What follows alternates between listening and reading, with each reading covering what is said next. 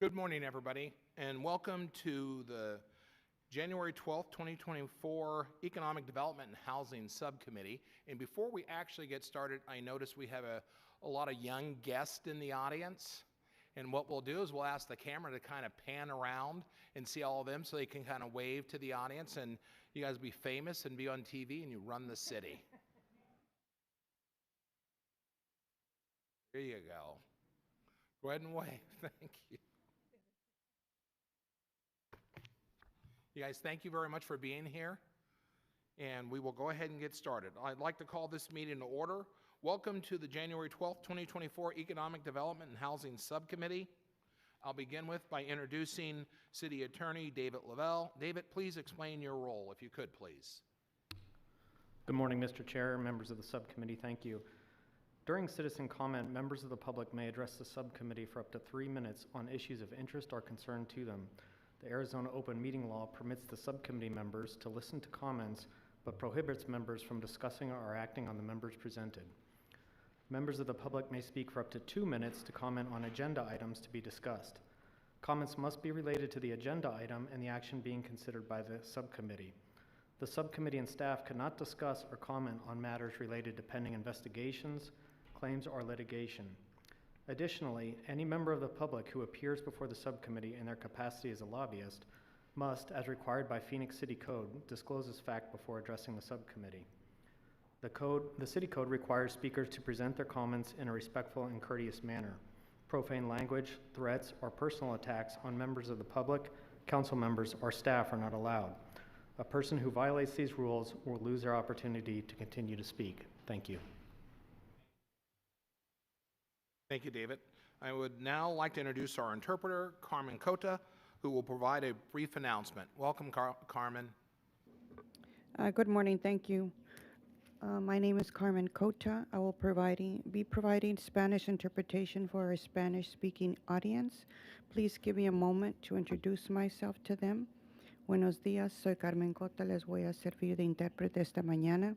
Si desean comentar, por favor recuerde que necesitan dar citas pequeñas, pausar, darme la oportunidad de interpretar antes de seguir a su próximo comentario.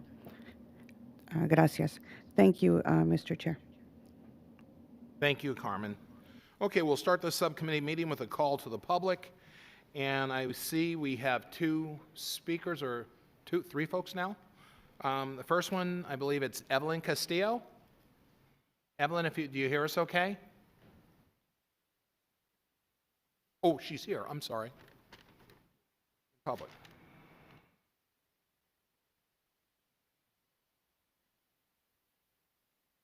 Good morning. Good morning, council members, Chairman Robinson. My name is Evelyn Castillo, and I'm the field organizer with the Take Back Our Homes campaign.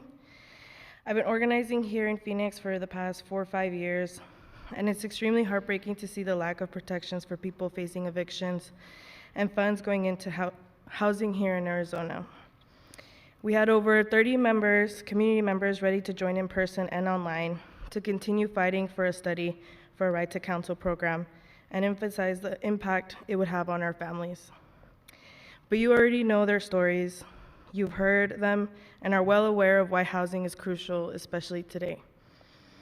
Month after month, more and more families are being threatened with eviction, living with constant stress, fear, and anxiety. We saw firsthand the benefits of having legal representation at your side with one of our members. We attended eviction court with her this year in March, and we saw that she was the only tenant with a lawyer, and she was the only one that did not get evicted that day. She also avoided fees and was allotted 2 more months to find a new place to live, while others only got 5 days. Most Arizonans today are not that fortunate, and that's why we're here today. We need to fund a cost-benefit study for a right to counsel program. The City Council should be taking the necessary steps now to make sure a right to counsel gets passed next year, and it starts by passing a study. Well-resourced communities are safer and healthier. Again, it is up to elected officials like yourselves to uphold these values and to support the well-being of Phoenix residents. Thank you for listening, and we hope y'all receive our feedback. Thank you so much. Thank you. Next, we have Andrea Luna.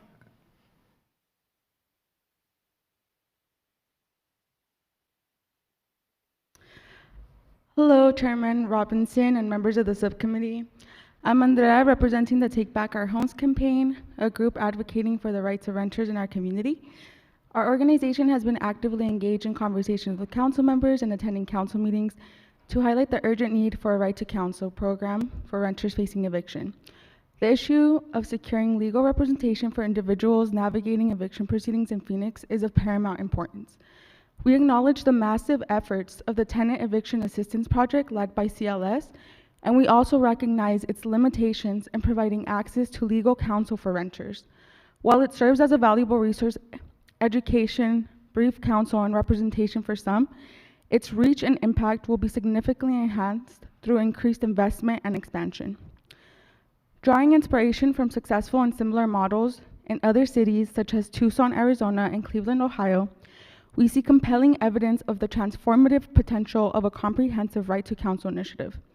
In Tucson, for instance, the implementation of a similar program led to show that among full representation cases, tenants received a favorable outcome of 50% of the time, where prior to this program, less than 1% of renters prevailed in Pima County eviction cases. Likewise, the RTC initiative in Cleveland not only benefited renters by helping them avoid eviction judgments, but also in substantial cost savings for the city. A study was conducted by Stout, where 93% of renters in the program were able to avoid an eviction judgment or involuntary move. According to the study, Cleveland's Right to Counsel initiative was estimated to save the city approximately $1.2 million in cost related to housing social safety net responses. The data from these and similar initiatives across the country underscore the effectiveness of providing legal representation to tenants facing eviction. This evidence should serve as a catalyst for action, prompting the City Council to conduct a thorough study to assess the potential benefits and cost savings associated with implementing a right to counsel program in Phoenix. In light of these considerations, the Take Back Our Homes campaign urges the Council to expedite the process of investing and implementing a comprehensive RTC program. I do want to give a thank you to Councilman Robinson, who has been continuously meeting with us to help push this forward. However, we need all of Council's support. We're facing a crisis. Evictions are on the rise, and our community is feeling the strain. Last year's budget fell short, but we can't let that happen again. We have the resources and the duty to act. Let's prioritize funding for eviction prevention programs in next year's budget. The time to act is now. Thank you, Council, for your attention. Thank you. Next, we have Sebastian Del Portillo.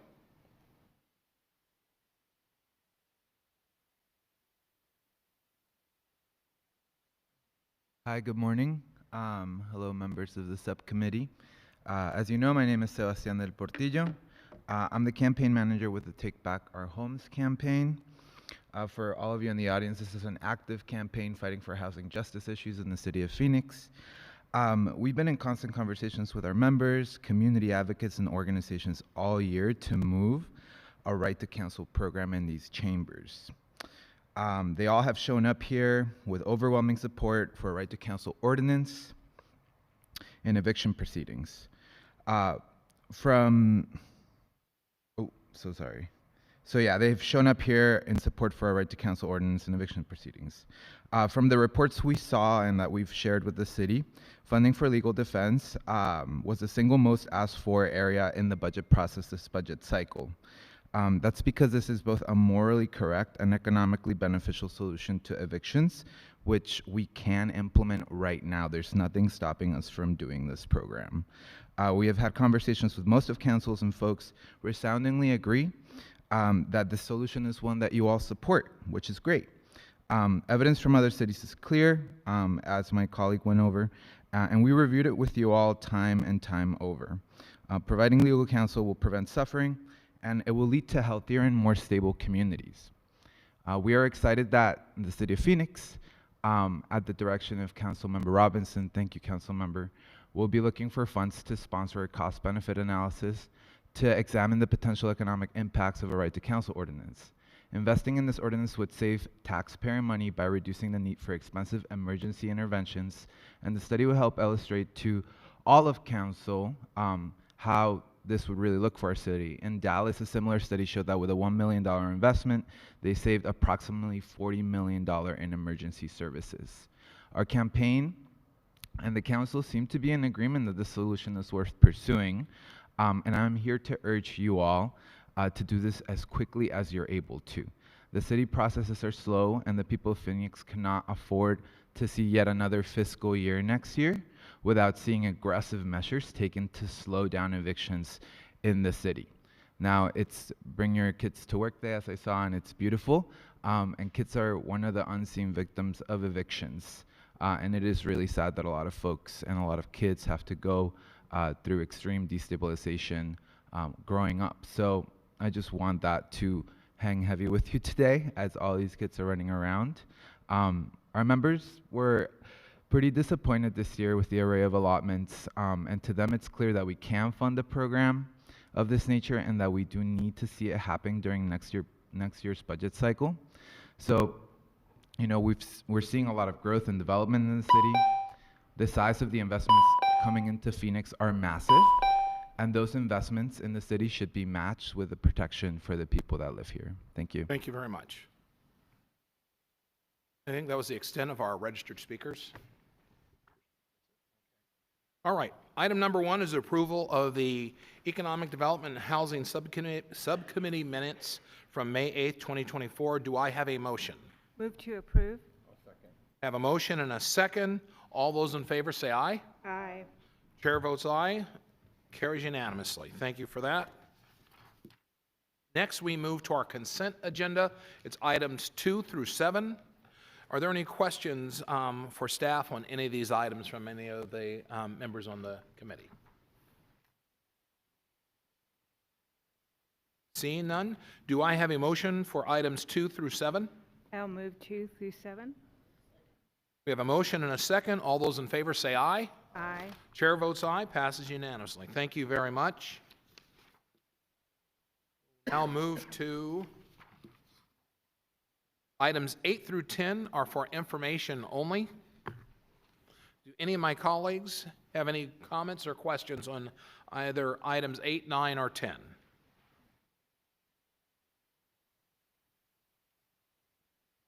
Hearing or seeing none, we'll move to our next item. It's item number 11. Item 11 is an important update on the city's strategies to address homelessness.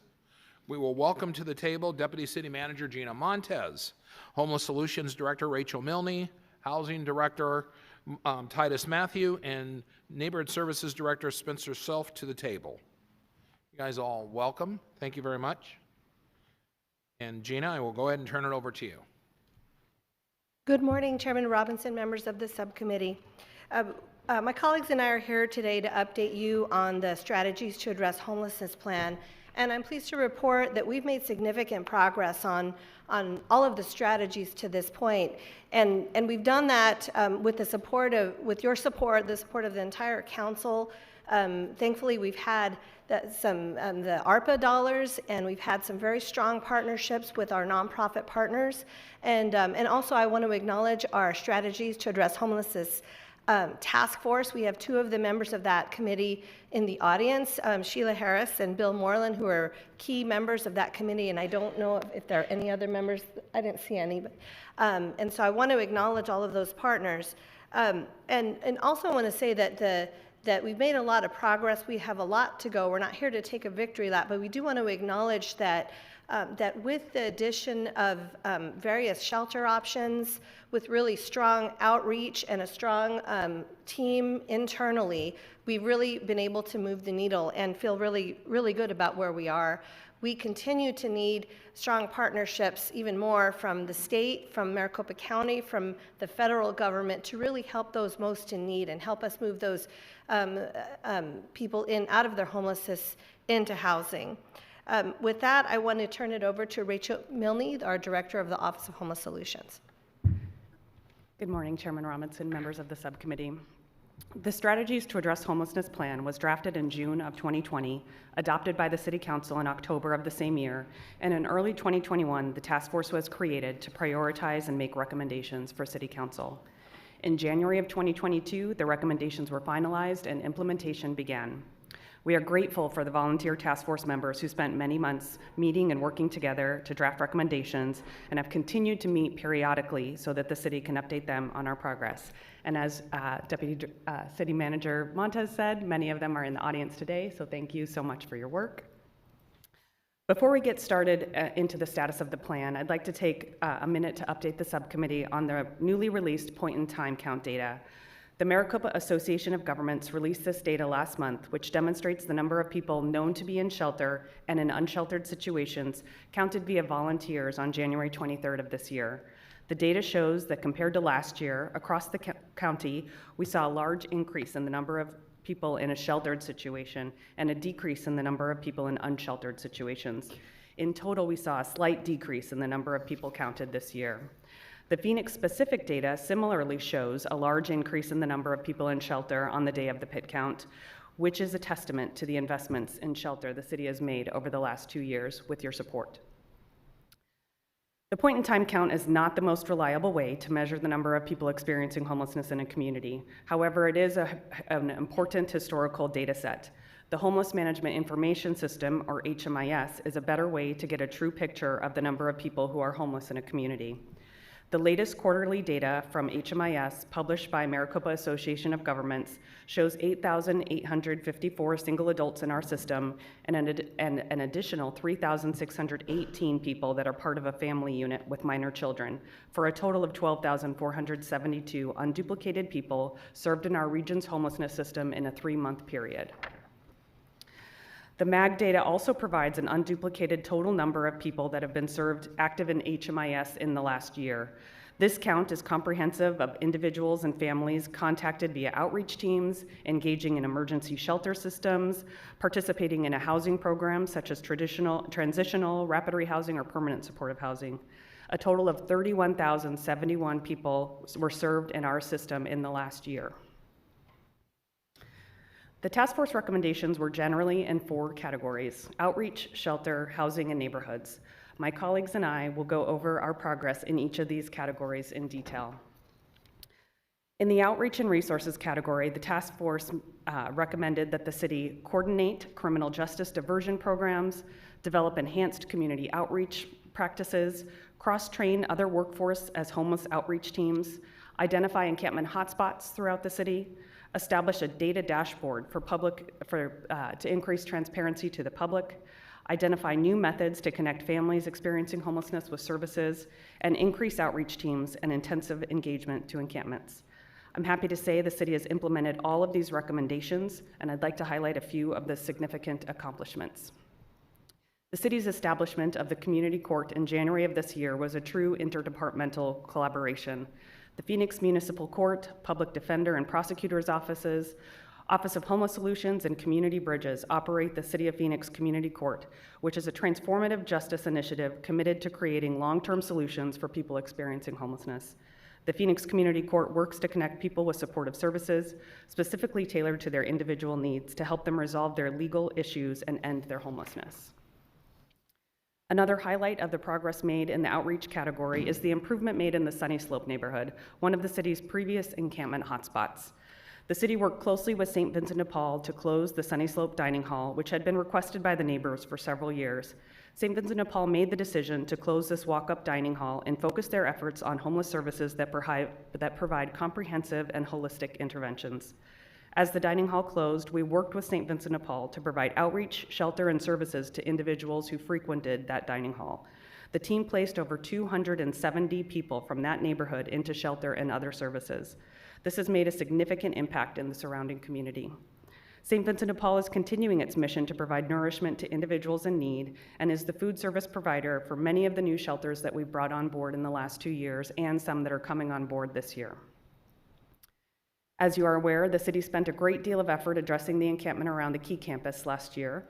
This encampment grew exponentially during the pandemic and had as many as 1,000 individuals living in it. The city is under 2 court orders relating to homelessness, and we were able to comply with both court orders as we work to close this area to camping. The city, together with many partners, addressed this encampment in a humane and holistic manner. closing one block at a time, providing notice for people in the affected blocks, assessing the needs of all people in the area, offering diverse indoor alternative places to every person that was living in the affected area, providing storage for property when needed, and transporting individuals that accepted alternative locations. In all, we closed 15 blocks to camping. In that process, we provided outreach and engagement services to 718 individuals living in the area. Of those 718 people, 590, or 82%, accepted our offer of indoor shelter or alternative placement. These before and after pictures are about one block in the area around the campus. These pictures are of Madison in between 8th and 9th Avenues, but are representative of the 15 blocks we closed in the area as we work to help connect people living in this community to safer indoor places. The Office of Homeless Solutions continues to track via HMIS the status of people that initially accepted a shelter or alternative placement as the blocks around the key campus were closed to camping. The blue lines on this slide depict where the 590 people who accepted a shelter placement during the effort were as of November 2023. Orange represents where they were in January, and gray represents where they were in late March. This data shows that the majority of people who accepted a shelter placement are still in an indoor location, and an incredible 17% are now in housing. Just over 1 year ago, all of the individuals were in an unhoused situation, and today many are in housing and most are still in an indoor situation. We will continue to work with those who have returned to homelessness to re-engage them into an indoor environment. The task force made several recommendations relating to the way in which the city develops and funds emergency shelter. They requested that we include trauma-informed care practices at all shelters, ensure that new shelters are smaller, specialized, and not centralized in one area of the city, provide property storage for people accepting shelter, explore city-owned land for shelter sites, and that we bring on new beds quickly. The task force also recommended that we open a structured campground for those not ready for indoor shelter or housing.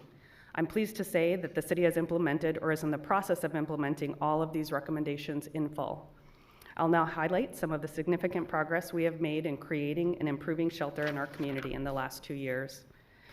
In 2022, the city assisted in creating 592 new permanent shelter beds, adding capacity at Cass, installing a 100-bed sprung structure on the key campus called Respiro, transforming a city-owned building into a 200-person shelter called the Washington Respite Shelter, and acquiring a hotel that was transformed into a 117-bed shelter called Rio Fresco. In 2023, we continued our mission to open additional indoor shelter beds. In all, 482 new beds were opened in the year. All of the beds opened in 2023 were intended to be temporary and to help bridge a needed gap as we complete construction on several projects that are in various stages of construction. Which brings us to this year, where we will see several projects opening and adding an additional 790 permanent beds to our shelter system as we phase out the temporary beds from 2023. First, the city-owned site at 71st Avenue in Van Buren. This site will eventually have a 280-bed capacity for adults with no minors, made up of 2 dormitory-style sprung structures with 200 beds, and 4 converted shipping containers called X-Wings that will provide 80 additional non-congregate and single and double occupancy units. The city is planning on opening this site in a phased approach, with the first half of the beds coming on board this July. The city formed a community advisory committee made up of nearby residents and business owners so that we can address concerns and provide up-to-date information to those in the community. The first meeting of the committee is next week. The site will have many supports to help individuals end their homelessness. The operations and services at the site will be provided by Community Bridges, Inc., and those services include case management, behavioral health, and housing navigation. The site will have a workforce and employment focus. Those services will be provided by the City of Phoenix and St. Vincent de Paul. The site will provide accommodations for what we call the 3 Ps: pets, property, and partners. We will allow people to bring their pets with them on site and have a dog run area, plenty of storage for property, and spaces for partners who wish to be together and not separated into male and female dorms. The site will be a closed campus with no walk-up services, and all guests will be referred to the center via outreach teams. The priority for guests at the site are people experiencing homelessness within 1.5 miles. St. Vincent de Paul's DePaul Manor is also expected to open in July. This 100-bed transitional housing site will prioritize its resources for unhoused seniors and adults living with disabilities. The facility will also have an on-site animal clinic to provide care for the pets of the people experiencing homelessness in the community. It will have a workforce development program with a training center and office space that will support transitional housing residents as they work to find employment. The City of Phoenix, Maricopa County, and the Arizona Department of Housing each invested $6 million into this project, a true regional collaboration. The North Mountain Healing Center is located on Peoria and 25th Avenue and will have a Phase 1 opening next month as well. Phase 1 will accommodate up to 40 individuals and the site will fully open December to 100 individuals experiencing homelessness within 1.5 miles of the site. The North Mountain Healing Center will have mental health and substance use treatment programs on site, as well as physical health services, counseling, peer groups, and case management. This project received funding from the city and Maricopa County for the acquisition and conversion of a former commercial building into this future shelter site. The Cass Haven is expected to open in September. When open, the Haven will be a senior shelter that will house 170 individuals over the age of 55. This future shelter was formerly a hotel on the I-17 in Northern. The Arizona Department of Housing provided Cass with funding to purchase the hotel, and the city has been funding the conversion from hotel into shelter. The Salvation Army project is one of two family shelter projects the city is investing in. The city has dedicated funding to construct a new building on the Salvation Army's Family Service Shelter campus.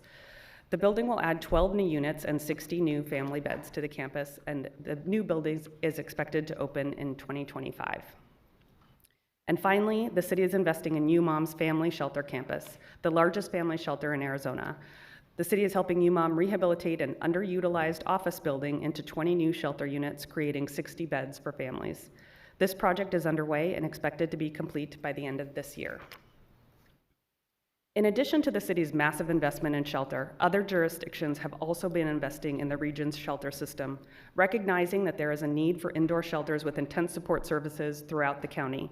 The projects on this slide are not funded by the City of Phoenix, but they will add much-needed capacity to our neighboring communities.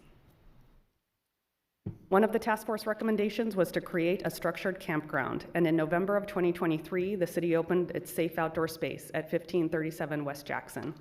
This site provides safe outdoor camping space for individuals who might not be ready for an indoor shelter or housing placement. The site has office space, a large shaded area that we turfed for tents, 2 converted shipping containers that serve as non-congregate space, property storage, a dog run, restrooms, showers, and laundry. This is a view of the large shaded area with the turf that was installed. Each individual is issued a tent and storage compartment for their belongings when they arrive. And this is a look at the converted shipping containers, or X-wings, that are used for workforce housing or for individuals that are very vulnerable. The Office of Homeless Solutions is proud of the progress that we have made towards the strategies to address homelessness plan and task force recommendations. The key accomplishments are the effectiveness of the way in which we approach encampments around the Key campus, in the Sunny Slope area, and in the rest of the city. We have found that when we have available resources such as diverse shelter and service options, we're able to make tremendous progress in helping people move to safer places to live and work to end their homelessness. The creation of our safe outdoor space, which provides outdoor places for people to sleep, paired with intense support services to help the people staying there with their individualized needs. The creation of diverse shelter options, each of which has property storage, places for pets, and are smaller and more spread throughout the city. The creation of our community court, which has already had 147 participants since opening in January. And the establishment of the Office of Homeless Solutions, which was created in July of 2022, about to celebrate our 2-year birthday, and its dedicated team has transformed the way in which the city approaches and addresses homelessness.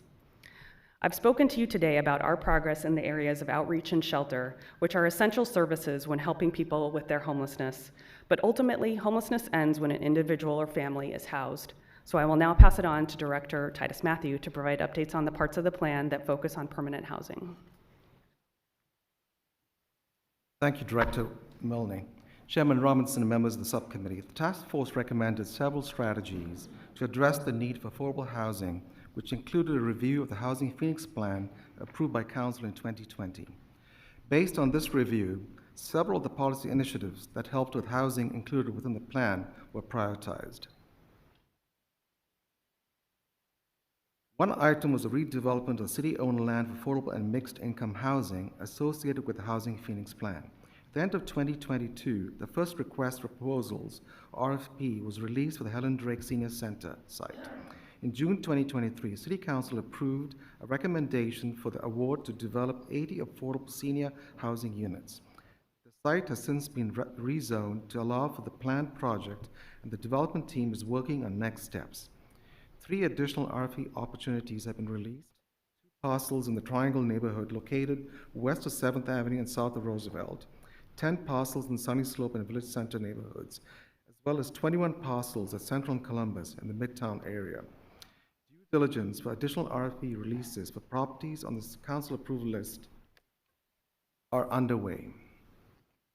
In line with the initiative in the plan to address zoning ordinance standards, one recommendation was that staff pursue zoning ordinance changes that would facilitate more housing options, like accessory dwelling units or ADUs, as well as the inclusion of other affordable housing incentives. Working with the Planning and Development Department, several text amendments addressing increased housing options have been approved by Phoenix City Council in recent months. In September, a zoning ordinance text amendment allowing for accessory dwelling units on single-family properties was approved. In January, a text amendment addressing multifamily parking was also approved, making parking standards more clear for developers building in the city of Phoenix. Looking forward, an additional text amendment addressing an affordable housing incentive framework has been initiated is also underway. Supporting the recommendation to expand efforts of preserving housing, we already have units preserved affordability throughout city programs. Programs are tracked and included in each quarterly Housing Phoenix Plan update report. Through March of 2024, over 5,200 units have been preserved for affordable housing. One of the preservation programs we have is the Landlord Incentive Program, launched in 2020. The Landlord Incentive Program is an innovative program created as a strategy to incentivize private market landlords to rent to voucher holders. The incentive program provides a $2,000 payment for each housing assistance payment contract executed.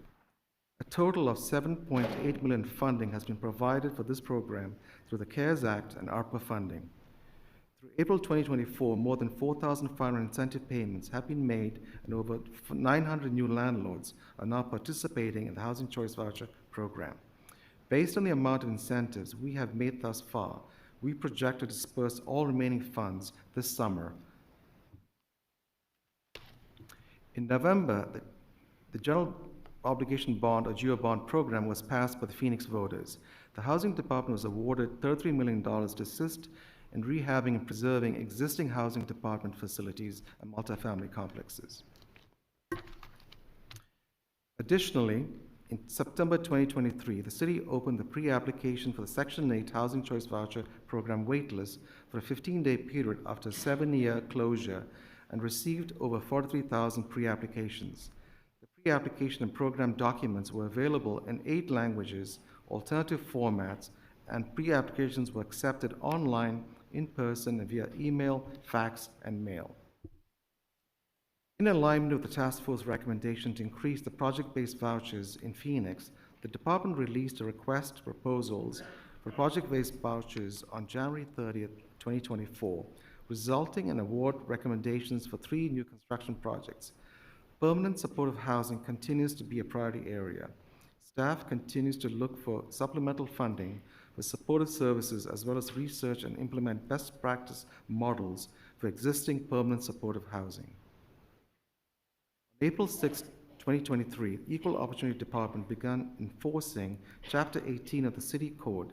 The amendment is designed to address housing discrimination against persons who receive various kinds of sources of income, including but not limited to housing choice vouchers and other forms of governmental assistance. The task force recommended prioritizing initiatives that include providing more affordable housing representation on village planning committees, in addition to education of committee members on the benefits of affordable housing. As part of the ongoing Housing Phoenix Plan education campaign, outreach in 2023 included discussions with the Planning Commission, Phoenix Community Alliance, and several neighborhood and community organizations, among others. In September, the Housing Department, along with the Community and Economic Development and Planning and Development departments, hosted a development roundtable event based on a recommendation from the task force to convene a panel of housing experts to evaluate the housing landscape. More than 60 attendees, including several task force members, attended and took part in discussion on how the city and development community can work together to create more housing. At this time, I'm going to turn over the presentation to Spencer Self, Neighborhood Services Department. Thank you, Director Matthew. Chairman and members of the subcommittee, today I have the pleasure of sharing updates on 2 plan recommendations to support neighborhoods and property owners disproportionately impacted by issues related to homelessness. The first is a private property cleanup program the City Council funded as a pilot last year with 2 categories of assistance. The first is the expanded enhanced cleanups for biohazard waste, which was designed to add services to areas already being cleaned up by the city. We initially provided additional cleanings in areas around the Key campus and along Hatcher Road, and later expanded to Watkins Road and north of the Key campus on 15th Avenue in Van Buren near the Phoenix Rescue Mission. For this fiscal year through May, the program has completed 152 of these biohazard cleanups. The second category is the individual properties assistance for property owners who deal with repeated issues of trash and debris. For this type of cleanup, the program provides property owners roll-off dumpsters delivered to the site and hauled away for proper disposal. This year, we've completed 29, or a little more than 1 every 2 weeks, and have collected more than 110 tons of trash and debris as a result. With the success of the pilot, we're very excited to continue with the program as it becomes permanent in this next year. The Gated Alley program has been another incredibly successful program, and while I know you're all very familiar with the program, I do have some numbers that I'd like to provide. For this fiscal year, the general fund program budget was increased to $852,000, allowing us to gate an estimated 77 alley segments. Then in January, Council approved an additional $750,000 in neighborhood block watch funds to gate 65 more alley segments that were identified and prioritized according to safety concerns through a concerted effort by several city departments, including police, public works, planning and development, and NSD. Even with this increase in funding, we continue to get requests that exceed our capacity. Thankfully, this year, we've been able to find additional funds in our department budget to gate 23 more segments, and the council office funded 2 additional segments in District 5. I'll now hand the presentation back over to Gina for wrap-up. Chairman Robinson, members of the subcommittee, thank you for the opportunity to present to you, and we're open for questions and discussion. Okay, first of all, thank you very much, and I know Vice Mayor Stark has a question. Go ahead. Well, more in the line of a comment. First, I want to recognize Scott Hall out there in the audience. I want his daughters to know he's a very special employee, and often he's up here at the table presenting, and so we're awfully proud to have him as an employee. You must be proud to have him as a dad. With that, I did want to point out, and I do recognize that we have done a ton of work, but I also want to make sure that the audience and people watching also know that we have a lot of great nonprofits out there that are doing important work as well in our communities. For example, the House of Refuge does a lot of work in Sunny Slope, and I don't think they actually come to the city for funding. They actually do it through their own means. We also have New Freedom. There's Phoenix Rescue Mission, which I think is maybe in District 7, if I'm correct. And so there's a lot of other great organizations out there that are doing key work to help combat homelessness. And so I think it's important that we recognize those nonprofits. So people know it's not just the city or the county or even the state. We have a great group of people out there that are doing important work as well. And hopefully we can continue to highlight that too, because they're helping us and they make a significant difference. But I do want to commend you for all the work you've done. I was on the council in 2020 when we adopted the plan, and we really have made some significant strides, and I credit a lot of that to our amazing staff, and the work you're doing has been outstanding, and I appreciate everything you do. You're very responsive to the public. I know we get a lot of calls with regards to the issue, and you guys are always on point trying to help the public out. So thank you for all you do. Thank you, Mr. Chair. I believe Councilwoman Hodge Washington. Thank you, Chair. Thank you, Chair. I want to say also thank you to all the departments that are presented today. I know it's not an easy lift. It's a very cumbersome task, and you guys are doing a great job with it. Like we've all acknowledged, there's still some more ways for us to go, but I wanted to start off by acknowledging that your work has been seen, it has been appreciated, and it has been helpful.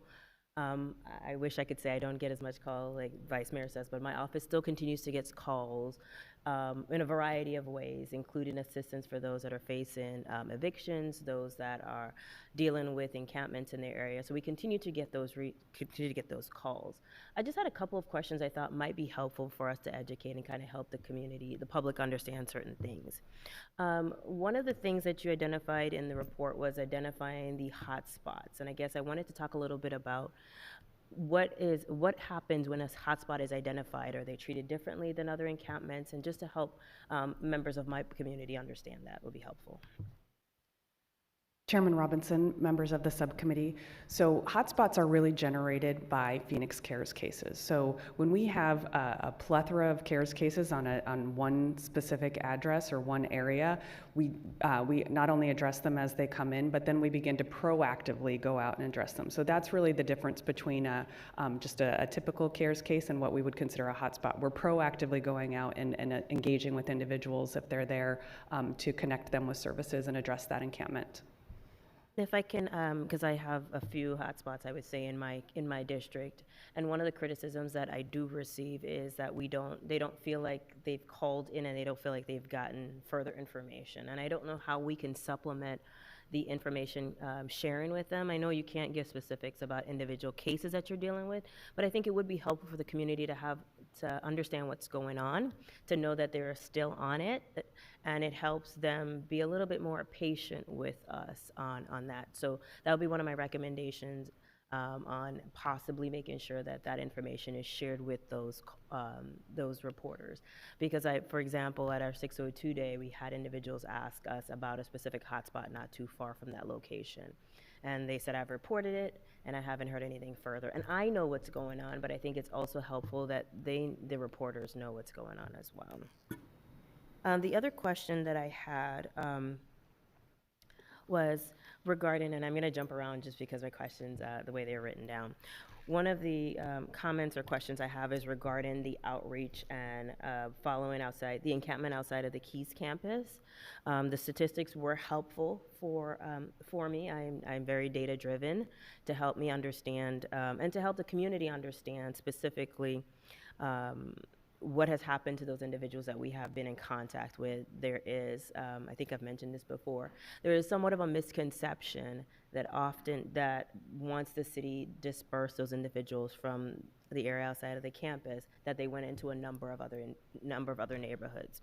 And I think the data that's shown on slide 13 shows that not necessarily. Many of those individuals continue to be in an indoor situation. One of the questions I would like us to look into as well is understanding the data for those individuals that moved from an in-house situation, whether in shelter, and then chose to become or went into an unsheltered situation. I think it would be helpful for us to understand whether or not those are individuals that are chronically homeless and they have a higher level of acuity, or there's some other factor that we have not considered and we need to just have that in our toolbox to address these issues. I don't know if you have any insight into that you're able to share at this juncture, or is it just commentary at this point? Chairman Robinson, members of the subcommittee, yes, we are looking into that data in not only those that are in-house situations, still in shelter, but also those that we know to have gone to an unsheltered situation, kind of doing some aggregate look at who those people are, what are some of the characteristics in aggregate. So yes, we will follow up with you on that. Thank you so much. And the other thing that we often hear, I feel like it's an opportunity for us to explain, to articulate concerns, whether or not they are necessarily as accurate and be helpful. Some people indicated they don't feel safe in certain shelter settings. And I would like us to articulate what we do to ensure there's some level of oversight and safety in our shelter situation. Chairman Robinson, members of the subcommittee, yes, we we have control over the shelters that the City of Phoenix funds, to Councilwoman Stark's comment earlier. So my team spends a lot of time in the shelters that we fund. We don't like to use the word micromanaging, but providing oversight and just ensuring that our contractual goals are being stated. So we do feel that having these smaller shelters do allow for a little bit more control and services to be enhanced at those sites. But we do, and we also go out and address concerns when they're made to us as well. So we'll provide additional monitoring and technical assistance if we hear that there is a concern at a particular shelter. And I want to make sure that when we say we hear concerns, we are receiving concerns not just from the operators, but as also the users of the shelters as well, or we receive feedback from them as well, correct? Chairman Robinson, members of the subcommittee, that is correct. Occasionally we get direct requests to look into an issue from a client at a shelter, yes. One more.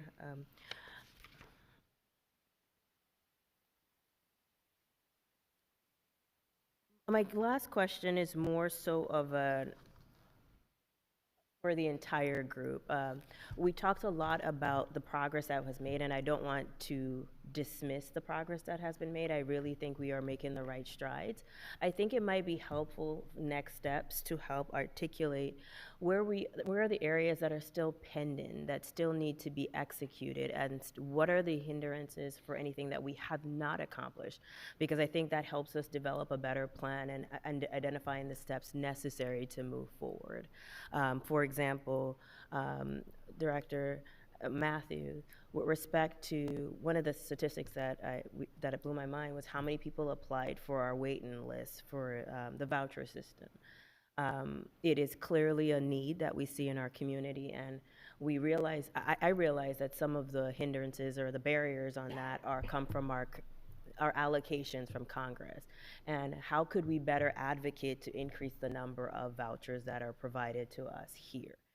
We have had specific conversations regarding that, but how do we, what I'm hopeful to hear is a little bit more as we as a city can help fill in those areas that the task force determined were important that we haven't quite achieved 100% success on. I'm just trying to identify ways that we can continue to move the plan forward. Thank you. Excuse me, Councilman Galindo Oliveira has a few questions. Thank you, Mr. Chairman. Thank you all for your presentations today. This is an issue, particularly the unhoused, that is one that I am working on and have had several conversations with you all. And Rachel, thank you for your comprehensive presentation today. I wanted to ask how, with regard to the Navigation Center, are we on track for an opening in mid-July? Chairman Robinson, members of the subcommittee, I'm happy to say that we are on track to do a phase 1 opening in July at the Navigation Center. So we will have 1 dorm and 2 X-Wings by the end of July, but by mid-July we will be open for business. And that will be 140 beds, correct? 140. We'll have a slow increase as we open the site, but yes, in total, the phase 1 opening is 140 individuals. And I wanted to thank you for clarifying the accessibility to the Navigation Center as it pertains to it not being a walk-up, but rather a referral service. Is that correct? Chairman Robinson, members of the subcommittee, that is correct. Every individual that is at that site will be referred to it. It's similar to how we've opened other smaller sites on a referral basis only with no walk-up services. So people cannot walk up and request a service or request a meal or a bed. It's on a referral basis via an outreach team only. And you talked about wraparound services in terms of accessibility to behavioral health. Does that also include physical health? Chairman Robinson, members of the subcommittee, yes, Community Bridges will be our on-site provider providing the case management and behavioral health, and then we partner with Circle the City, who is a physical health provider who will be coming on site with their mobile unit to provide other health services. And I know that in the past we've talked about the safeguards around the Navigation Center as we want to be sensitive to the local neighborhood. Can you outline what some of those safeguards are? Because those are some of the questions that I've been receiving, and I want to make sure that that we are able to share that information in a way that's important, but also that we'll be going out there in a culturally, linguistically appropriate way and sharing that information. Sure. Chairman Robinson, members of the subcommittee, next week where we'll really be heavily discussing these with that smaller group. But some of the safeguards we're putting in place is on-site security. We have a security gate right at the entrance of our site. We will know at any given time who is on site and who is off site. We'll be doing a perimeter, security will be responsible for the perimeter of the site as well, and we'll have outreach teams that go outside of the site into the community to make sure we're addressing any concerns that come up there. We're partnering with our police department as well to make sure that they're in the know on what we're doing at the site.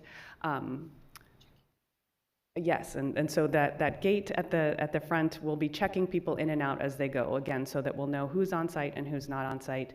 And then one last piece of information, I mentioned everyone will be referred to the site. They'll be physically transported there when they arrive at the site as well. We'll have transportation for people who are going to appointments or job interviews or what have you as well. And you mentioned the police department's presence. The standard will still be leading with services, correct? That's their security, of course, but that's the standard by which we're operating. Chairman Robinson, members of the subcommittee, absolutely. So we will call police in the case of a need for if there's a crime in progress or what have you, but no, the site will be managed by homeless service operators with private security and then police called as needed. But they are a partner in knowing that we're opening the site and being available if needed. Thank you. Okay, I'll make one final comment. But Gina, Rachel, Titus, and Spencer, thank you very much. You know, clearly, your efforts, the collaboration that you're involved in, all the partners, and you got it from you've answered all the questions from everyone up here, but it's very clear that you're out there doing a great deal of work. We've come a long way. We still have a ways to go. I think you guys more than anyone knows that. But I want to make sure you understand that we really appreciate your hard work. You know, it does not go unnoticed. You know, one of the things that you're doing is, I think what all of us, why we all serve, is we're here to take care of the most vulnerable amongst us in our societies, and you guys are doing just that. So thank you very much. Really appreciate it.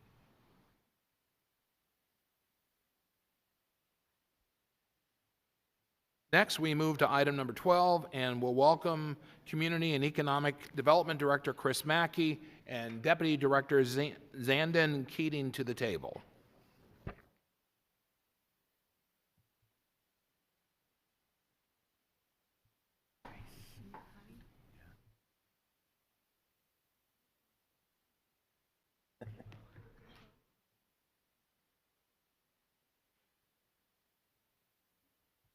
Good morning, Chairman, members of the subcommittee. We are excited to be here with you today to discuss a new project for downtown Phoenix with you, the Center for Advanced Molecular Immunological Therapies, or Cami, as we have begun to call her. We're just waiting for our presentation to come up on the screen. If I could take just a moment to introduce, as was stated, Zandon Keating, Deputy Director of Community and Economic Development, but more importantly than either of us in the audience is Claudia Whitehead, Program Manager over Biosciences and Healthcare here for the city, and she drives all of our activities. Claudia, if you would, drives all of our activities in bio and healthcare for us. Also with us in the audience, if you have questions, are the executive leadership team from University of Arizona with the Cami project. So they're here to answer your questions as well. So as we look at the Cami project and the background and history, I'm going to turn it over to Zandon Keating and have him give you that history. Zandon? Yes, so first we would start with a little bit of background on the particular site. So this is a site located at the southwest corner of 7th Street and Fillmore. It's approximately a 2.5 acre site It's currently developed with a parking lot, but it's one of the last remaining available sites for development on the southern part of the Phoenix Bioscience Core, which is our 30-acre campus that's all dedicated to those life science uses and research and startup companies and all of that sort of thing. All of our universities play very well there as well. So this, and we have the PowerPoint up now, so I can orient you on the site there. You can see it there at the southwest corner of 7th Street and Fillmore. Next, we want to talk a little bit about the background of where did this come from? What's a little bit of the history of the University of Arizona's work on this particular campus? So the city and University of Arizona originally signed a IGA, intergovernmental agreement, back in 2004 for the development of biomedical facilities on the campus. This IGA was very successful. It resulted in 3 different buildings along with some other uses, specifically the Dignity Health Cancer Institute, the Biomedical Sciences Partnership Building, and the Health Science Education Building and Research Core all came out of this IGA. In 2018, in May of 2018, we amended that IGA to add this particular site into the project. I'm going to pass it back to Ms. Mackey to talk through the project. Thank you, Mr. Keating. We'll see if we can move forward here. Hang on, I'm going to catch us up to where we're at. As we look at the proposed project on this particular site, it will be developed by University of Arizona in 2 phases, totaling approximately 450,000 square feet. It will have a focus on research and education, and really being a location of a national biosciences research hub. So the way I think about it, I think about how TGen changed biosciences here in Phoenix. So when you think about TGen in 2004, all of a sudden, with Dr. Trent and his research and the decoding of the genome that he did, it gave a way for personalized medicine to be focused on you specifically. So instead of cancer therapies as a broad brush application, they were able to look at your genetic makeup and understand what response you were going to have as a better outcome for what was done. It created personalized medicine. As we look at Cami, I like to say this takes it one step further. So what Cami is planned to do is go inside the human body, and how do they hyper-accelerate what's already in the human body to fight disease, to be able to turn it on full throttle, if you will, to be able to fight those diseases and move forward. So Cami takes what TGen did and moves to the next level in working on fighting on that front.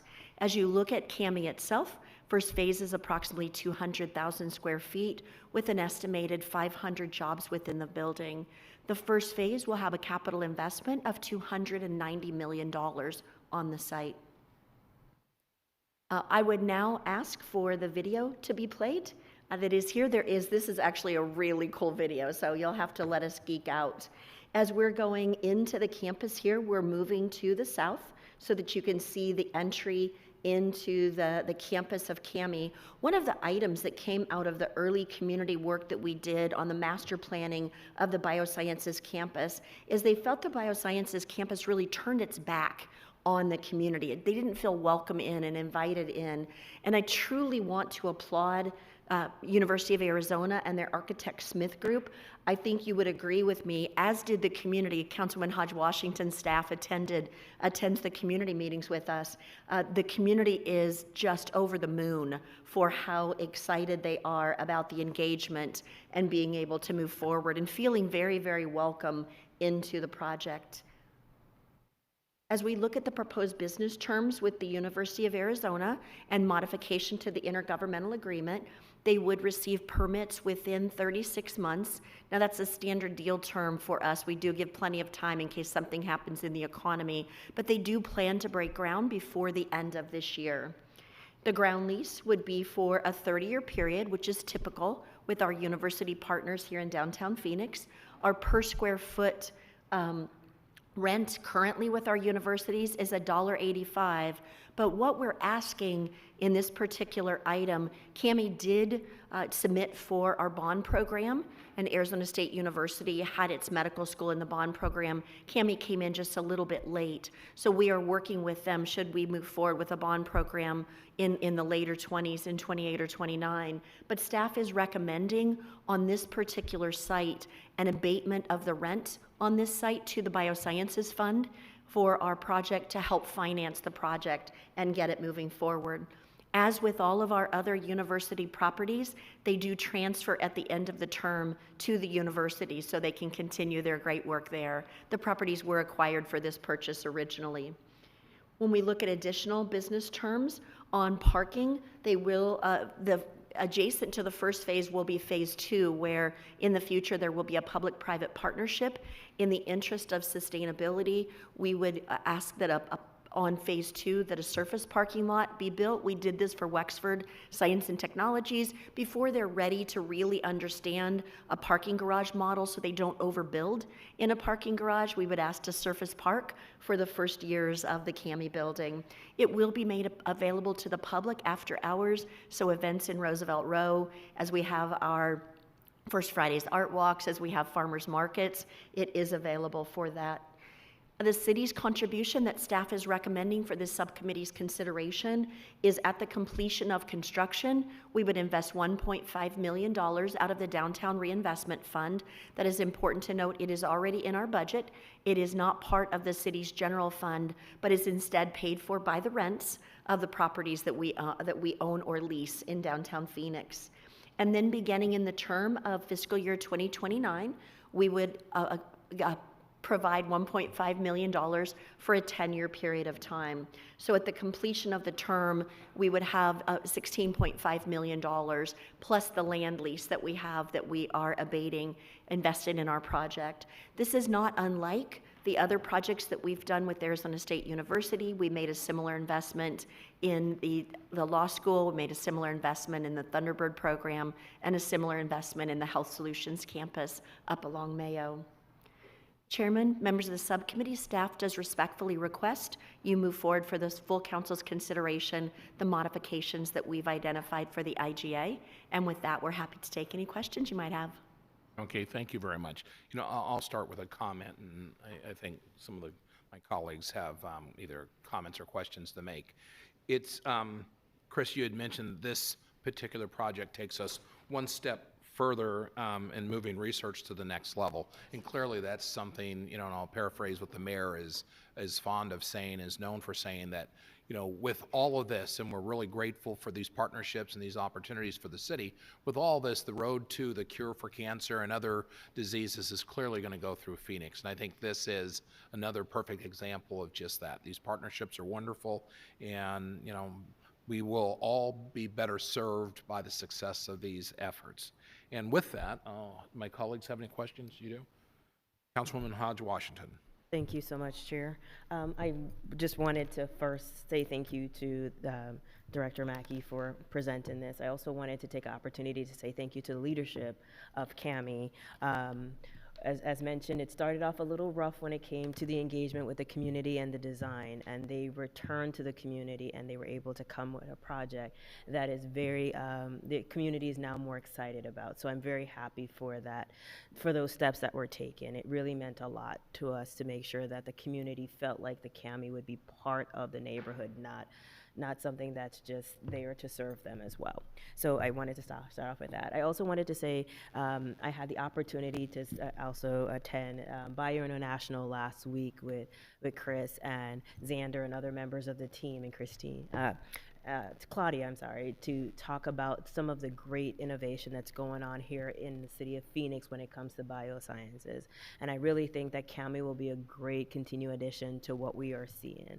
I think we are, my language is not biology or sciences. I'm a lawyer by trade, but just to hear, even from my standpoint, to hear some of the advancements that are that are happening here in Phoenix is very exciting. I think Cami will be a great part of that. So I'm here to continue to support that program.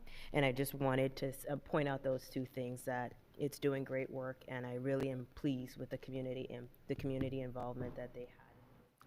And Chairman, if I might, Councilman Hodge Washington, speaking of the cure for cancer going through Phoenix, last week at Bio, Councilman Hodge Washington and the mayor, along with Calvary, got to announce a cancer vaccine for canines and its efficacy that they'll be working towards of an amazing advancement in cancer research. So Councilman Hodge Washington was wonderful in our trade show booth. She may say she's a lawyer, but she learned to speak biosciences very quickly and did a great job in helping market to companies for a couple of days.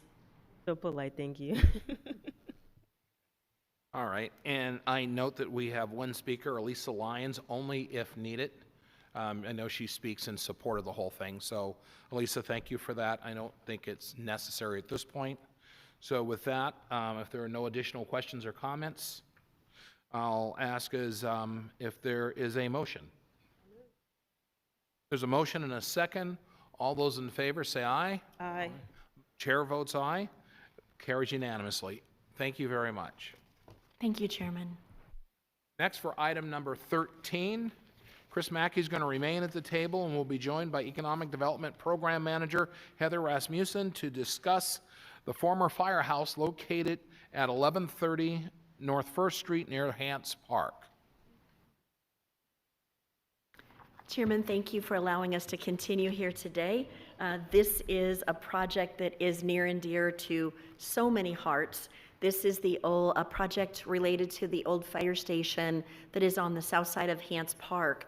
As you will hear from Zane and Keating on the background, this project has been out for request for proposal a number of times, all with failed responses. And I don't mean failed that they didn't produce things, but weren't the things that the city wanted and Hants Park Conservancy and the city council wanted to move forward with. Our recommended proposer today, we could not be more thrilled with. So I'm going to turn it over to Zandon to review the background of the project. Thank you, Ms. Mackey. Chairman Robinson, members of the subcommittee. So we'll start again with a little bit of background on this particular site. So this was originally fire station number 4 in Phoenix. It was built and opened in 1951. It operated for a period of about 20 years. It closed in the early 1970s. It actually went out of city ownership for a period of time. It was owned by a TV station that operated out of a building next door, but they didn't activate it during that time. It was just used for storage and maybe incidental use from that point forward. And then eventually came back into city ownership when we purchased that TV station to turn into the Parsons Center. Hasn't really been activated or utilized for uses other than storage or some incidental temporary uses associated with vents and that sort of thing since that time. In 2015, the city released an RFP to try to attract uses to the site. There were 3 proposals received, but ultimately we did not, the city chose not to move forward with any of those proposals. There was no award that was given for the site. Moving forward to today, a little bit more about the site. So this site is located directly south of Hants Park, directly south of Burton Bar Library, between 1st Street and Central Avenue. The city is working on a master plan for the park to reimagine and reactivate the site, and this particular building is critical to that master plan to bring a very active use to the site, something that will really contribute to the park, to the overall master plan. And so the RFP that the city released approximately 2 years ago spoke to that. It was seeking a full-service restaurant for the site and rehabilitation of that building. It is a approximately 4,700 square foot building, so it's the perfect size for a restaurant. And we are very excited to bring a proposal today. I'm going to pass it to Jennifer to talk through some of the procurement details of the site. Good morning, Mr. Chair, members of the subcommittee. I'm pleased to be here today to talk through the solicitation process.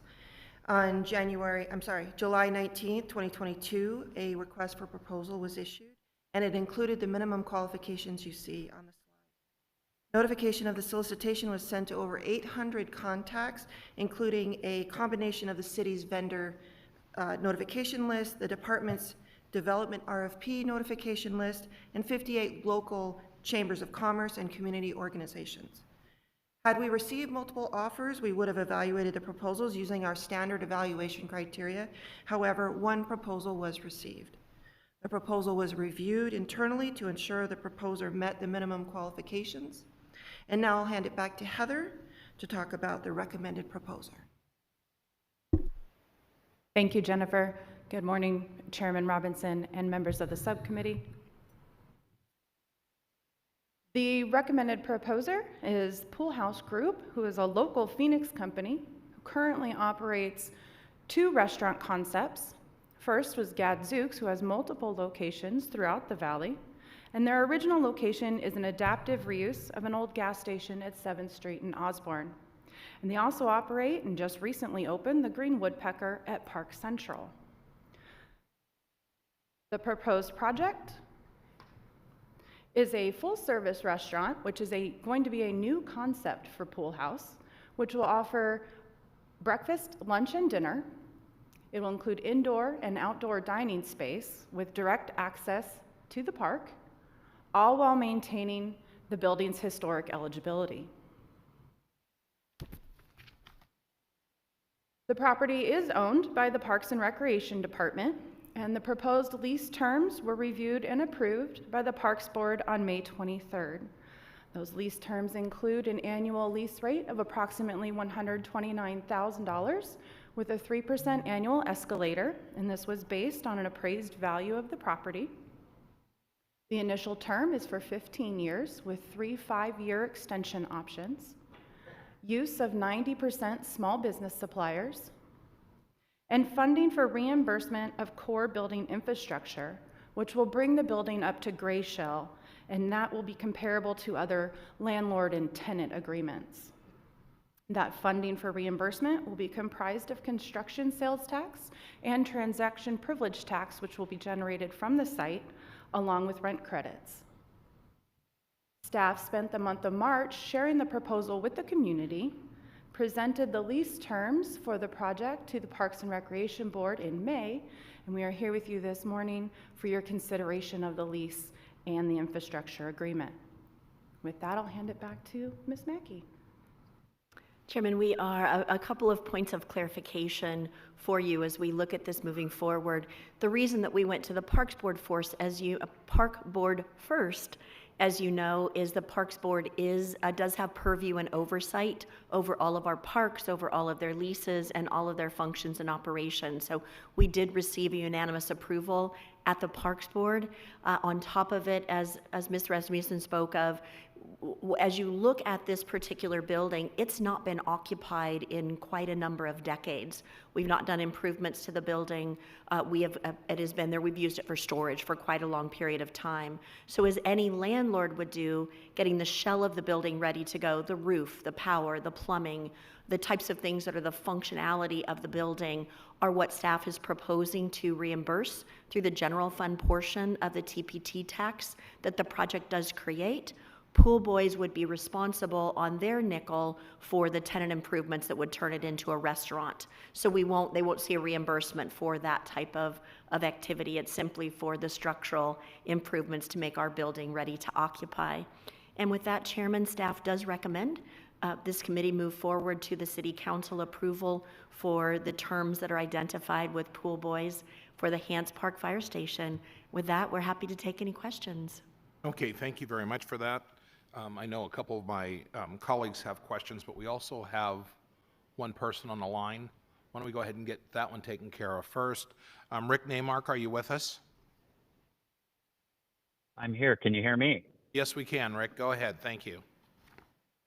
Great. Thank you, Mr. Chairman and subcommittee members. I'm here as representing the Hants Park Conservancy, which I serve as a newly elected president. The Conservancy's mission is to advance Hants Park as a neighborhood park, arts and culture hub, and a destination for Phoenix and the region. We're made up of residents, homeowners associations, arts and culture organizations around the park, educational, religious, and business organizations, and individuals. I want to thank you for your support of the park, both the mayor and council and the staff. And we got $3 million in the bond program, which is fantastic to continue to advance the park. And I want to thank the Community and Economic Development Department, and Chris and your team for having the perseverance to get this thing to this point, because it's been a long journey. We're also part of a coalition that's raising money to advance the master plan with the Phoenix Community Alliance. We've already implemented the Republic Services Garden and the Fiesta Pole Playground, and there's much more to come. The park is better than it's ever been, and we're looking forward to a bright future. And it's so important because we've got such a large growing downtown population. So this food and beverage destination is going to be awesome. It's going to really help. The Pool family is a great community service group, and this has been a long haul, but it's very expensive to do a project like this. And so the city's ability to step up and help with investment and with the proposed business agreement is going to make this adaptive reuse happen. It wouldn't happen without this. So I just urge your support, and thank you so much for everything all of you do to support Hants Park. Rick, thank you very much. Councilman Glendora Villara, you have comments or a question? More comments than questions, because I'm thrilled that this is going to be happening. It's going to be a beautiful opportunity for the Hants Park community to engage, to utilize, and it's a great reuse of an existing building to bring it, to keep its historic status, but also to bring it into modernity. So I applaud this opportunity, and I make the motion that we approve this action. We have a motion and a second. All those in favor say aye. Aye. Chair votes aye. Carries unanimously. Thank you very much. You guys did a wonderful presentation. Thank you, Chairman.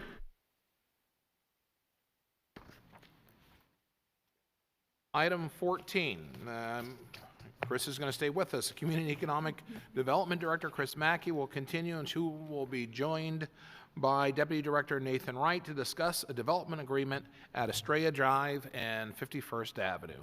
So, Chris, it's all yours. Chairman, thank you for having us here today. We are excited to bring forward the companion piece on a zoning case, a PUD, that this council did vote on approximately 2 weeks ago under the leadership of Councilwoman Hodge Washington and working with the village, with the community, and with the developer. I think we have something for your review today that will be able to enhance and support the zoning activity that was already approved by the City Council. As was said, with me is Nathan Wright, Deputy Director over Community and Economic Development on the business attraction side. I'm going to turn it over to Mr. Wright to walk us through a background of the project. Nathan? Thank you, Chris. And Mr. Chairman, members of the subcommittee, just some background about the Loop 202 South Mountain Freeway that we've come to love so much. It's coming up on 5 years. It was on or around Christmas Day, I believe, that it opened. And we joke that that was one of the best Christmas presents economic developers could receive, is 22 miles of a beautiful freeway, all within the city of Phoenix.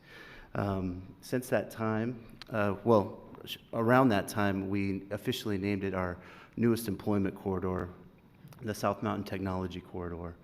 And we expect significant jobs to be created in this corridor, 50 to 80,000 based on the available acreage that we have.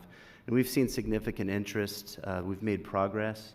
There's actually a building that is nearing completion, another building that has broke ground. So we're seeing significant interest in the development community in this corridor. And a lot of that is due to the fact that 60% of the workforce from the West Valley commutes to other parts of the valley. And that means that this area is extremely attractive for employers to locate here where their employees live. I've also highlighted just to the south and west the Hila Foothills PUD that we're here to talk about. We've seen since the opening of the freeway over the last 4.5 years, roughly, significant announcements related to housing. This is one of the busiest parts of the city for housing permits, as well as we've had a lot of exciting retail projects that announced and are breaking ground. This is an ideal location for its proximity to both Intel and TSMC. We've spent a lot of time pitching this to suppliers with our colleagues at the state and at GPEC, and we've had a lot of interest. I will note that this is the backup site for TSMC. It has strong infrastructure, but it's very raw, and a lot of that is we're starting to see just come to place right now. And this 290 acres to the south and west, the Hila Foothills project that you guys are voted on back in April, 290 acres, backs up right to the South Mountain Regional Park. It's very beautiful as you turn the freeway if you're traveling from the East Valley. It just opens up in this beautiful valley. And the PUD, as was mentioned, was approved in April. And we do want to thank Councilwoman Hodge Washington for her leadership in that and the role that she played. There were many, many meetings, many years, and this is owned by the Lyons family. They've owned this for over 70 years and farmed in the area. And it was really purposeful how they've planned this PUD that includes a lot of amenities that will really augment and be great partners with our technology corridor, including an auto mall, resort, hospital, multifamily, so housing and retail. So we're here to talk about the terms of a development agreement to help this raw land really transform into all those uses that we mentioned. We see significant costs to the public infrastructure in these greenfield developments, especially in this Levine area.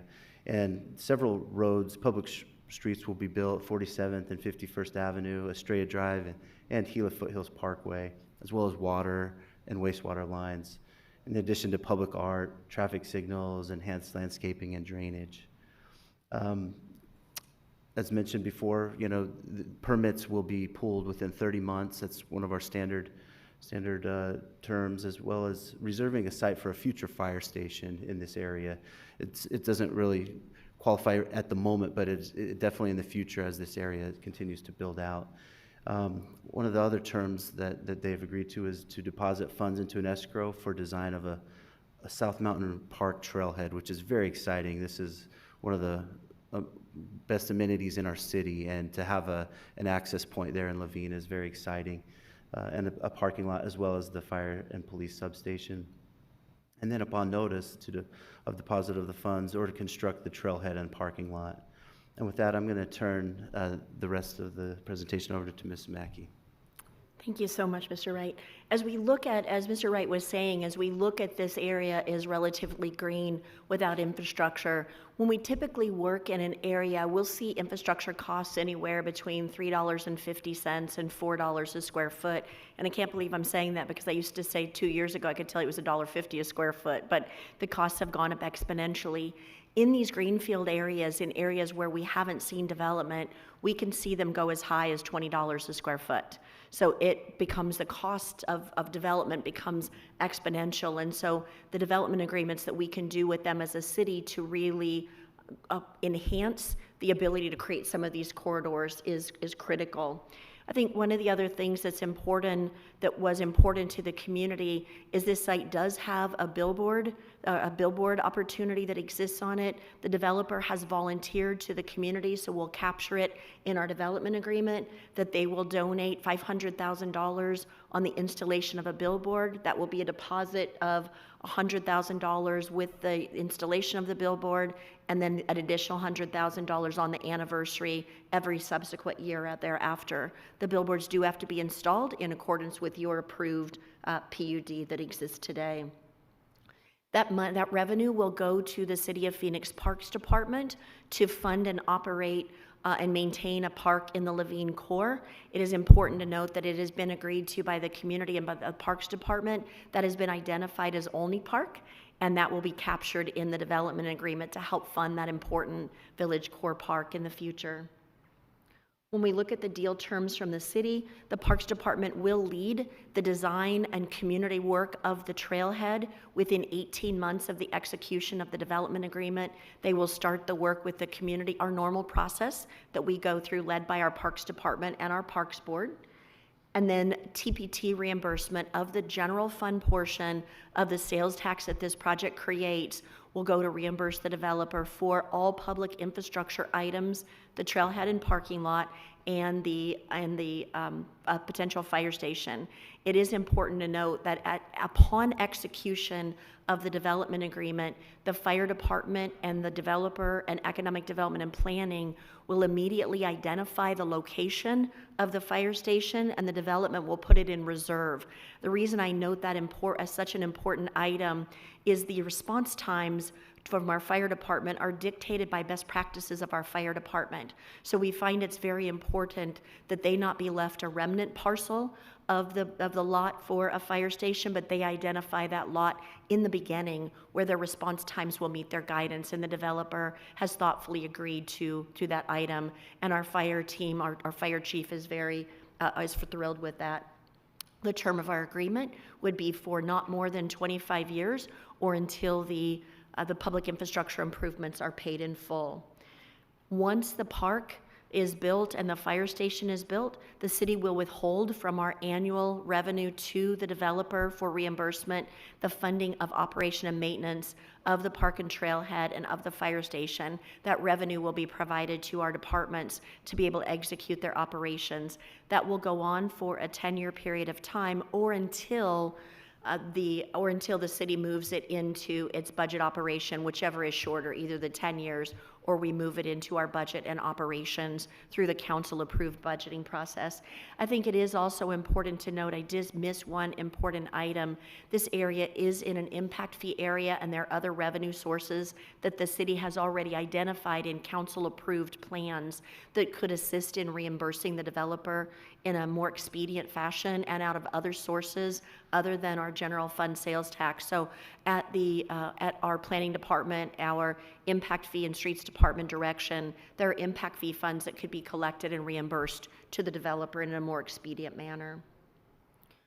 Chairman, with that, staff does recommend this committee move forward to the full city council approval of the Hila Foothills development agreement. And with that, we're happy to take any questions that you might have. Okay, thank you very much for that presentation. We do have one person on the line, Linda Abeg. Linda, can you hear me okay? Yes, I can. Can you hear me? Yes, we can. Thank you very much. It's yours. Thank you. All right, thank you, Chairman, members of the subcommittee. Do you need me to state my address? You live in the city of Phoenix? Yes. Yep, that's good. Okay. So I appreciate everyone's work on this. It's been a long time coming. I serve as the chair of the Levine Village Planning Committee and have been working on this since it started. So I appreciate all of the efforts here. We've been working for years for this responsible development in Levine and finding a way that our community can help with the housing needs in Levine, the employment needs in the area, but still have the infrastructure needed to support that growth. And I feel like with Councilman Hodge Washington's help, as well as CED and the developer, that we've been able to find this great way to be able to provide what Phoenix needs, as well as support that growth at the same time. So I would ask for your support, and I appreciate the addition of directing these funds to Olney Park from the billboard, as that's what's been done in the past. So it'll most benefit having success in that effort. Thank you. Linda, thank you very much. Councilwoman Hodge Washington, go ahead. Thank you, Chair. I also just wanted to take a few minutes to say thank you to the Community Economic Development for helping us to craft this and working in conjunction with the Lyons family. This is one of my first PUDs of this magnitude, and it was let's call it a non-conventional path, but I think we came up with a unique way of resolving and addressing the community, balancing the community's needs as well as the developer's needs. This development agreement addresses a number of things that the community really wanted to see. The investment in streets and infrastructure and public art and the parks. One thing that was very important for me was ensuring, if we could, getting a combined police and fire station. And I'm so grateful we were able to get that. As Laveen has for some time wanted our own substation, so this will help us bring that. As well as I had the opportunity to do a ride along with Station 58, Fire Station 58, which is in the Laveen area. We have definitely seen the growth in the Laveen area and the response times. I did, like I said, an impromptu ride along. And we want to make sure that all residents are able to get the attention in the time of an emergency, and this is one way we can do this. So I really just wanted to stress how this was really a community effort. We heard from the village chair a minute ago who explained the work that they've been putting into this. We've had our own meetings, and this really is an opportunity for us to balance the growth that we're seeing in the Laveen area, as well as continue to prepare for the future of the more growth that we will see, being that it's an economic corridor as well. So I am very, very excited and happy to support this. Okay, thank you very much. Vice Mayor Stark? And the one thing that we didn't highlight a lot is the fact that this now is going to provide an additional access point for South Mountain Park from the westernmost part of the actual park, so more residents can actually participate and see the beauty that is South Mountain Park with the new trailhead that will be supported by this. I apologize for skipping that part of my comments, but thank you, Chair. Vice Mayor Stark. Thank you. I know we don't have a lot of economic development tools in our toolbox here in the state of Arizona, but we do have development agreements, and I think you've crafted an excellent development agreement. And I want to give compliments to the councilwoman for all the hard work she did both on the zoning case and on the development agreement. So thank you very much. Thank you. Bill Elvira, go ahead. Thank you, Mr. Chairman. I too want to join the chorus of how successful this achievement is. And in my conversations in the Laveen area, there's been a lot of comment about this project and a lot of praise for Councilwoman Hodge Washington for her leadership and for the seriousness and understanding and appreciating the people of Laveen and really listening to them. So thank you for that. And this is something I can really get behind. Okay, thank you very much. Do I have a motion on this particular matter? I have a motion. I have a motion and a second. All those in favor say aye. Aye. Chair votes aye. Carries unanimously. Thank you very much. Thank you, Chairman. Congratulations to the Lyons family and development team. Really appreciate everyone's work. Thanks.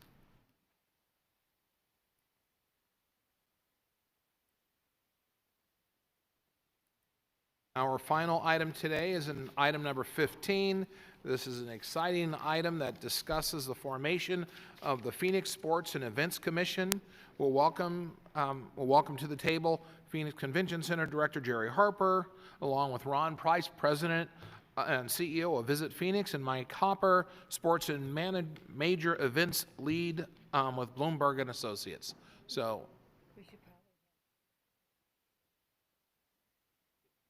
The Vice Mayor just pointed something out to me, and I apologize for missing that.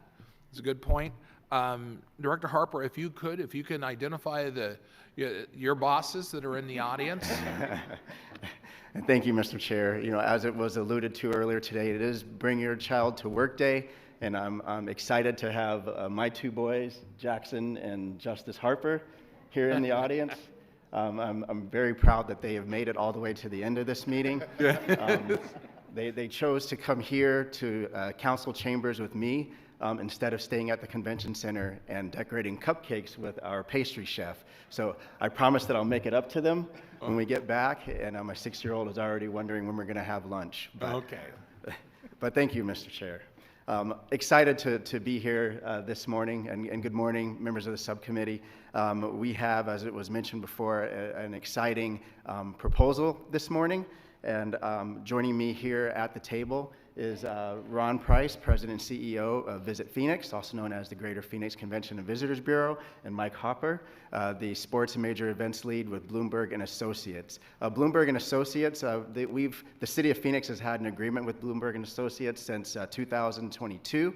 And it was to identify short and long-term initiatives that align with the city's goals and objectives. And I think that what we have to present to you today, it does just that. I'd also like to add that this item that we're talking about this morning was already approved unanimously by the Tourism Hospitality Advisory Board on May 28th. And I'll get into a little bit more about what was approved by that board a little bit later in the presentation. So with that, I'd like to turn it over to Ron Price. Thanks, Jerry.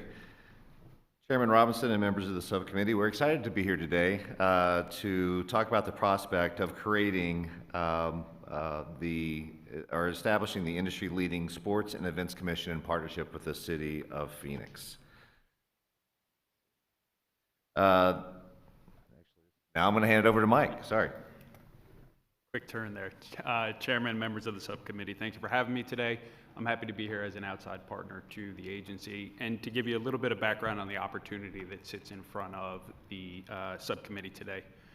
So recently, the trade association for this industry, Sports Events and Tourism Association, released their 2023 State of the Industry report. The industry is booming. So to level set, when we talk about the sports tourism industry, we're not talking about Super Bowls, Major League Baseball All-Star Games, NBA All-Star Games. We would define those as a mega event.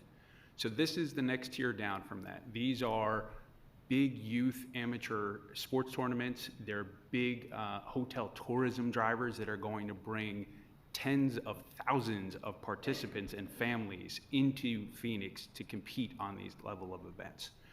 So $52 billion there is in direct spending on sports-related travel in 2023. And again, as a parent of 3 children, Jerry, you may know as well, every tournament is outside of your home district now. If you want to compete, it's traveling, and you are spending on hotel rooms for multiple nights to compete in these tournaments. The industry itself is responsible for $128 billion in economic impact. That's in 1 year. 63% of markets, as part of this report, reported that sports was the leading generator of hotel room nights in their market. And again, these are youth and amateur competitions, they're collegiate competitions, they're STEM and robotic competitions, they're spelling bees. These type of events are the ones that are filling hotel rooms and markets throughout the United States now. And lastly, this industry is responsible for the creation of over 757,000 jobs. Another reason why this makes sense for Phoenix to entertain at this point is amongst your peer set, Phoenix is the only city that does not have a sports or entertainment commission. I show here the logos of several other cities, including Houston, Chicago, Dallas, and others. Why this is important is, one, there are trade shows and conferences that go on both domestically and internationally, where all of these other sports commissions and events commissions are showing up and representing their city's interests. At this moment in time, Phoenix isn't represented at these type of trade shows and conferences. Secondly, it's about communication. Major event owners, the owners about those tournaments that I previously spoke about, when they want to go to one of these cities, they know exactly who to contact in those cities because the Sports or Events Commission already exists. Here in Phoenix, there's a little bit of, well, which door do I go in when I'm interested in bringing my event to Phoenix? So establishing a commission of this nature would make it very clear to the event industry who is the front door, and ultimately for the city, it defines who's responsible. Who is responsible for bringing these events into the city? Who's responsible for ensuring that they deliver the economic and social impacts that these events are supposed to? Again, we've talked a little bit about sports, both on the youth, amateur, and collegiate side, but it's important to note that this also goes beyond sports. This is the major events portion of the commission. This can be anything from domestic or international panels and debates. It can be those STEM and robotic competitions that I spoke about. It can be cultural and arts festivals that are looking to more and more move around to different destinations, both domestically and internationally. So again, giving these major event owners a real single point of contact, a front door to engage with the city of Phoenix. And this commission can also help grow events that already exist in Phoenix. This is a great part of these commissions, is one, they're outward looking, proactively trying to seek out events that make sense for the city of Phoenix to host, but they can also help those events here that are starting to grow. They may be able to make that jump up to the next level to be a medium or even a large size event. And with that, I'll pass it over to Ron. Thank you, Mike. It's to be known, too, that this is a conversation that has taken place for a long time. In fact, I found notes when I got in my chair 3 years ago that this was something that was debated and talked about almost 2 decades ago. And through the year, or longer than that, as we've been working with Bloomberg and Associates, being able to craft what this could be for our fast-growing destination gets us really excited. And for us, this is some of the things that we have outlined through Bloomberg, as well as a lot of our peers in this space, local folks that have been a part of this advisory discovery effort. This is what the commission will be. It will be a division of Visit Phoenix. It'll recruit an executive director and appoint an advisory board. It'll work with owners and producers to identify opportunities for meaningful social impact and ensure seamless collaboration between city resources and the local business community. It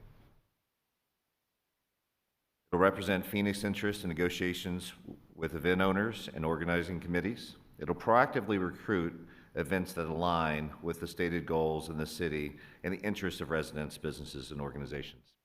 We at Visit Phoenix have seen a lot of success in aligning with the priorities and goals of the city, and I use on the meetings convention side the fact that we're going to be hosting one of the largest semiconducting conferences in the world starting next year.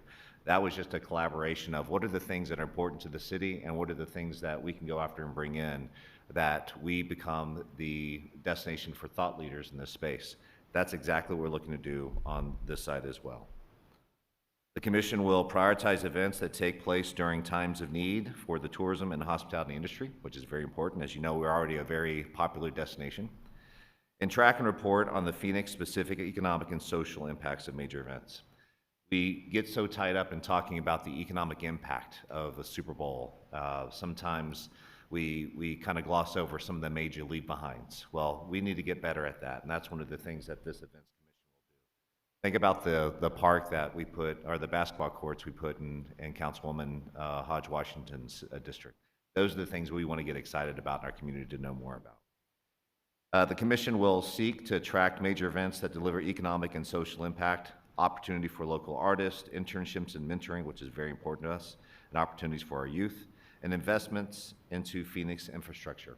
One of the things that gets us excited as we were working with our City Parks and Recreation Department is now we'll have a group that could be along their side and say, these are the areas of need. If we make investments in these type of facilities, we could see a growth just like we do in downtown. So it becomes another advocate for the future growth in the park side of things. With this, I'm going to hand it over back to Jerry.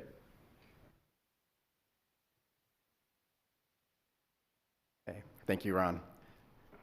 So if we talk a little bit about the funding, so what we're looking for, what Visit Phoenix is looking for, is a commitment over the course of 3 years of $80,000 per year from the city, $50,000 of which would come from non-general fund sources, and then $30,000 would come from the Tourism Hospitality Advisory Board. And as I mentioned earlier, that was already approved by the board on the 28th of May unanimously.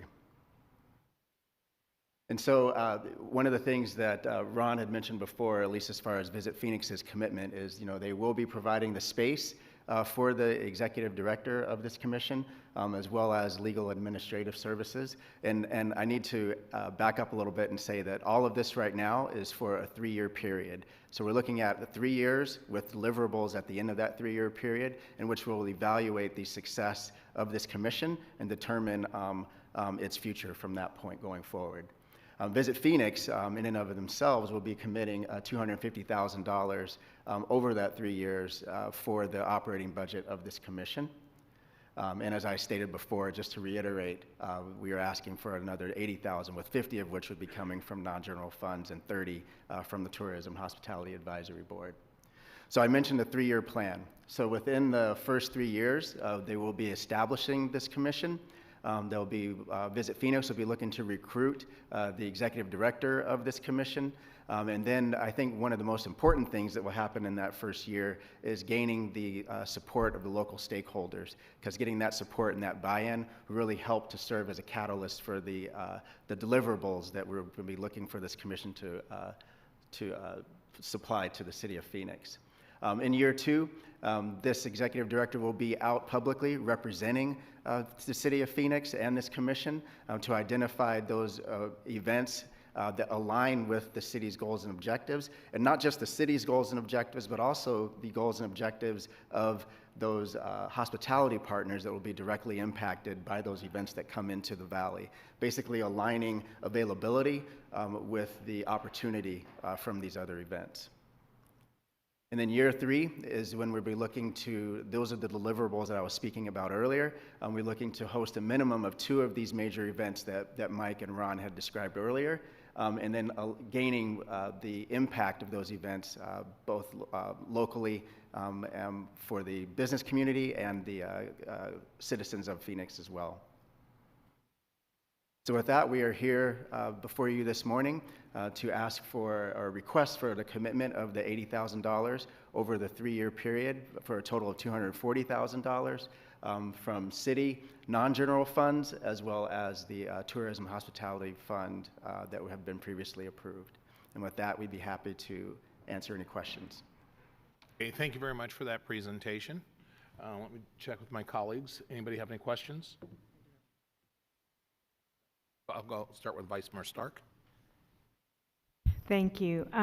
So when you say host a minimum of 2 new major events, is that anywhere in the city, or are you trying to target the convention center? That would be anywhere in the city. So we have great park and rec facilities as well. So if we can bring in certain tournaments, traveling tournaments, that could take place at Reach 11, for example. That would be and that's new to us, not something we already have. So any place in the city. Okay, and then as far as the composition of the commission, would they have to be required to live in the city of Phoenix, be a Phoenix resident? So you could have someone who might actually be in the industry, but might perhaps live in Mesa, but has the talent to offer. Okay, thank you. Thank you, Mr. Chair. Councilwoman Hodge Washington.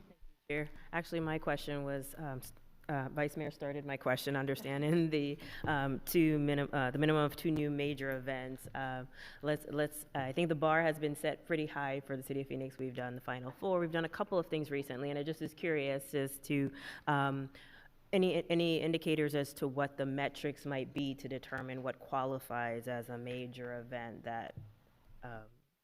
Or am I too ahead of myself?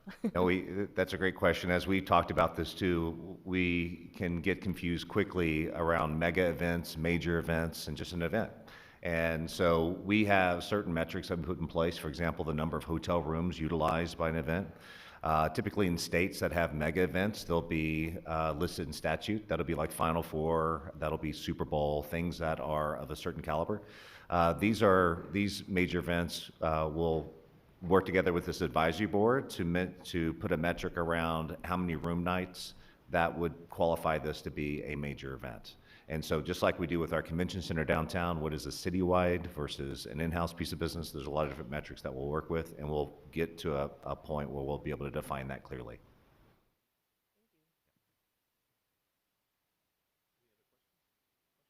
Okay, thank you. Do I have a motion? Second. Motion, there's a second. All those in favor say aye. Aye. Chair votes aye, carries unanimously. Thank you very much for the presentation, greatly appreciate it. Ron, good seeing you again. Mike, thank you. Jerry, thank you very much. Okay, the last item for today is a call to the public. Do we have any registered speakers for this portion of the subcommittee? There are none. Okay, this is our final meeting for the fiscal year. Are there any requests from any board members or any members on the council, rather, on the committee, for any future agenda items from any of my colleagues? To follow up on the call from the public that we heard earlier, we are still investigating the right to counsel. And I know that's part of, we had previously submitted that as prior subcommittee conversations, but I really do want us to engage in a cost-benefit analysis to see what it exactly be the potential costs and benefits of expanding the program. It's one of the things that we talked about. I specifically brought it up as a subcommittee member in expanding the individuals that are available for the right to counsel resources, and I would like to see us engage in that. Could we expand on that? Because, quite frankly, most evictions are handled through the Justice of Peace courts, and so I think it's really a countywide issue, and perhaps we need to look at how the county might get engaged. I mean, the Justice of Peace are really responsible, and maybe they need to look at a program too to help people that are near eviction. So I think if we could look at that a little bit as well to add to it. And I do agree with you. I do believe that it's there should be all of the players should be at the table. I think it also might be, if we're asking for resources, I think we need to look at our legislature, because they also determine the time frame for evictions, and maybe we need to consider whether or not it's more of a concerted effort. Instead of having a 5-day period after the notification, maybe it's an extended period to give those residents or those tenants an opportunity to properly negotiate. But I just wanted to make sure that we started the process in reviewing that further. Included with measuring efficacy, I would like to also get information on accessibility, on how this information is distributed or manifested throughout the community, linguistically and culturally, for individuals to be able to avail of this service and program. Okay, we have all that noted. Okay, that being the case, the time is 11:54. This meeting is adjourned. Thank you very much, everyone.